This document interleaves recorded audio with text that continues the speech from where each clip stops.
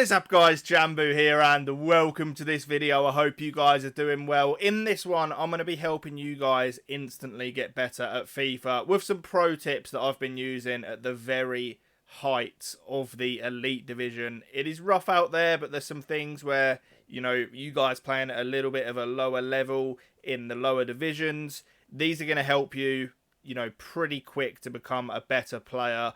And yeah, that's what I'm here to do, help you guys. If you are new to the channel, hit that sub button right now. Just make sure you do. You'll never miss a video, and I promise you I will help you get better at this game. That is my promise to you. Let's try and hit 200 likes on this video. If you are watching and it's on less than that, hit that like button. And let me know down below in the comments, what rank do you normally get in the weekend league? Because I'm interested to know. The very first tip that I am going to give you guys is literally just make sure you're using the right tactics. If any of you guys haven't seen my tactics video from yesterday, it is exploding at the moment. So many of you guys think that they're really, really good. I do as well. It is for the new patch, of course. So if you haven't checked out that video, click on my channel after this one. Just go back to yesterday, and you'll see that video. I think it will help you guys a lot. So the first thing that you guys want to make sure you're doing is being patient in your defending. You're going to see an example here. My opponent attacking down the wing. I switched to my left back. Obviously, that's to cover the run down the line. But what a lot of people tend to do is they just dive in, and you're either going to have your opponent go past you, or he's going to play a 1-2 around you. You can see here, I'm not diving into a tackle. I'm just covering the space. What I've done now is I've switched back to my centre-back to cover the run in behind, so he's not able to play that as well, and then ultimately he has to go all the way back, switch the ball across, and then it's sort of a repetitive cycle of that until I end up winning the ball.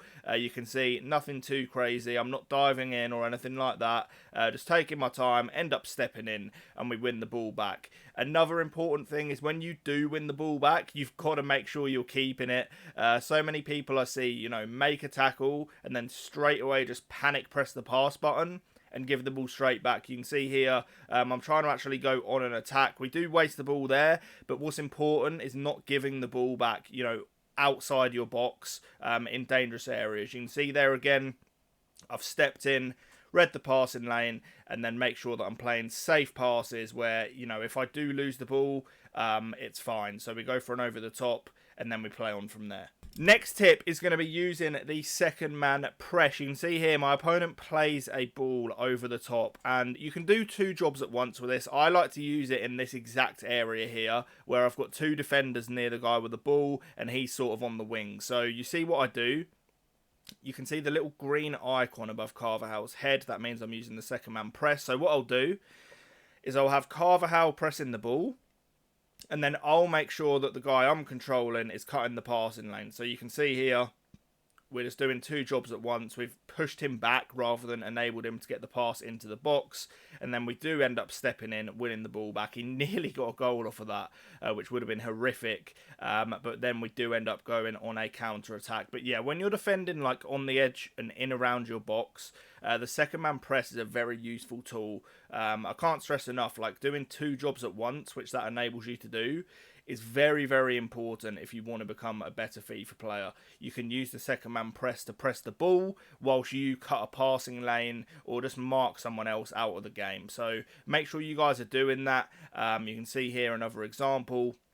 I'm controlling the guy on the wing, and then what I do is use the second man press to, you know, just apply more pressure on the ball whilst I do other jobs. So you'll see me using that a lot. We win the ball back again, and then we play on from there. So, pace is back. After this latest patch, it is crazy. You can see here, this is an example of something I do a lot. You can now just get the ball down the wing and run. If you have players with 90 plus pace, explosive players in particular just seem to be absolutely rapid. You really can just get the ball, force passes down the line and get in that way. You can play for cutbacks and things like that. Previously, when it was the lengthy meta, you could only really do it with lengthy players, and even then it just didn't work the same as it did now. As long as you've got some space to run into, you can burst. So you see even him there with his left back, like he was able to just gain ground simply by running. And there'll be some more examples of pace, but it is just crazy overpowered. So what I tend to do is when I have the ball with my winger, I'll play like an L1 pass back to the fullback, and then I'll send him on a run, and then I'll just be in on goal. Like, it is crazy. And unless they're manually switching to their defenders, like, you're just going to be in. The only way is if they either stop the pass or just cover the run really well. So that is what I recommend you guys doing. Make sure you are making the most out of your winger's pace. It is absolutely vital on this patch, and it is definitely the meta way to play at the moment. So patience around the box is another one. You can see here, when I'm in these sort of positions, you just have to wait until something opens up. It would be so easy for me to just try and force a pass into my striker there, and it would get intercepted, and that's what you'll see so many people playing at a lower level do. What you want to do is draw your opponent out. Like, if you're playing around with the ball on the edge of his box, he's going to panic, he's going to pull someone out, and you're going to get an opportunity. So you can see here, we eventually do work something. We get super unlucky, but I'll play that one back for you. So it starts from all the way back here. We get the ball with the fullback. We work the ball into these areas. It's about not just forcing a pass into nobody, just playing into the space, and then sort of waiting for your opponent to make a mistake. So you can see there's sort of half options to play passes into the attackers here, but there's none that are clear. So what I do is I wait until a gap opens, play the ball into my striker, and we do get really unlucky. It's a good save in the end. But yeah, just patience around the box, and you're going to score a lot more goals. Next one is going to be switching the play and using your mini-map. So you can see I work the ball here. There's nothing really on, so I have to go back. And if you look at the pitch there, and it's something that people don't really notice, this side of the pitch is so congested. Like, his team have all came over towards the ball. What I tend to do is I use the mini-map, and what you can see down there is my left back is completely free. Like, unless you use the mini-map there, you can't see him because he's off the screen, but he's completely free. So the switch across is something that I recommend you guys doing, because now all of his team are on the other side of the pitch as well, and it's just going to give me a little bit more space to work with. You can see we're able to get through the middle just by doing that, and we're able to work an attack. It's not something you want to be doing all game, but when the switch is there to be done, it's definitely something I recommend. We end up scoring a goal off of that, just patient play. It was also a 45th minute goal, and that's another thing, what I was doing at the time. You want to make sure you get the last attack of every half. So if we go back here, you can see it's the 44th minute.